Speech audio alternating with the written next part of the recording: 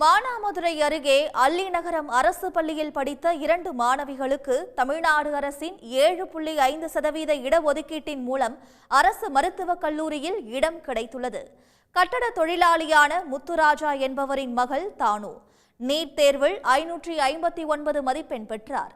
இதேபோல் ராஜேஸ்வரி என்ற மாணவியின் தந்தை கணபதியும் கட்டட தொழிலாளியாக உள்ளார். இந்த மாணவி நீட் தேர்வில் 516 மதிப்பெண் பெற்றிருந்தார். இந்நிலையில் தமிழ்நாடு அரசின் 7.5% இடஒதுக்கீட்டில் தானுவுக்கு திருநெல்வேலி அரசு மருத்துவக் கல்லூரியிலும் ராஜேஸ்வரிக்கு திண்டுக்கல் அரசு மருத்துவக் கல்லூரியிலும் இடம் கிடைத்துள்ளது. டாக்டர் ஆகணும்னு ஆசை இருந்துச்சு.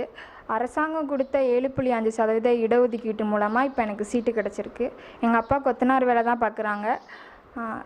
கிராமமாக இருந்தாலும் எங்களால் மருத்துவ படிக்க முடிஞ்சுன்னா அதுக்கு காரணம் அரசாங்கம் கொடுத்த இடஒதுக்கீடு தான். இதுக்கு நன்றியை சொல்லிக்கிறேன். அப்புறம் எங்களோட மேக்ஸ் சார் எங்களுக்கு ரொம்ப தூண்டுதலாக இருப்பார். எப்பயுமே எங்களை என்சிஆர்டி படிக்கணும், இந்த மாதிரி ஆப்பர்ச்சுனிட்டி இருக்குது அரசாங்க ஸ்கூலில் படிக்கிற பிள்ளைகளுக்குன்னு சொல்லுவார்.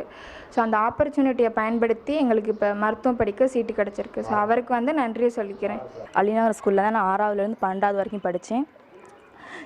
சின்ன வயசுலேருந்து டாக்டர் ஆண்ட ஆசை இருந்துச்சு. அதே மணிக்கு என்னோடய கணித ஆசிரியர் பாலமுருகன் ஐயா அவர்களும் தூண்டுதலாக இருந்தாங்க. அதே மணிக்கு அவர் ஆசையுடன் நான் திண்டுக்கல் மெடிக்கல் காலேஜில் சீட் எடுத்திருக்கேன். என்னோடய அப்பா கொத்தனார் தான் வேலை பார்க்குறாங்க. சிறிய கிராமமான அல்லி நகரத்திற்கு நாள் ஒன்றிற்கு 3 முறை மட்டுமே அரசு பேருந்து இயக்கப்படுகிறது. எனவே நீட் பயிற்சிக்காக வெளியூர் சென்று படிக்க முடியாத நிலையில் ஆசிரியர்களின் துணையுடன் பள்ளியில் அளிக்கப்பட்ட பயிற்சியின் மூலம் இந்த மாணவிகள் நீட் தேர்வில் தேர்ச்சி பெற்றதோடு தற்போது தங்களது மருத்துவராகும் கனவையும் நனவாக்கியுள்ளனர். இந்த பள்ளியிலிருந்து இதுவரை 6 பேர் மருத்துவ படிப்பில் சேர்ந்துள்ள நிலையில் ஆசிரியர்களுக்கும் மாணவிகளுக்கும் ஊர் மக்கள் பாராட்டு தெரிவித்து வருகின்றனர். உடனுக்குடன் செய்திகளை தெரிந்து கொள்ள சன் நியூஸ் பெல் ஐகானை கிளிக் பண்ணுங்க.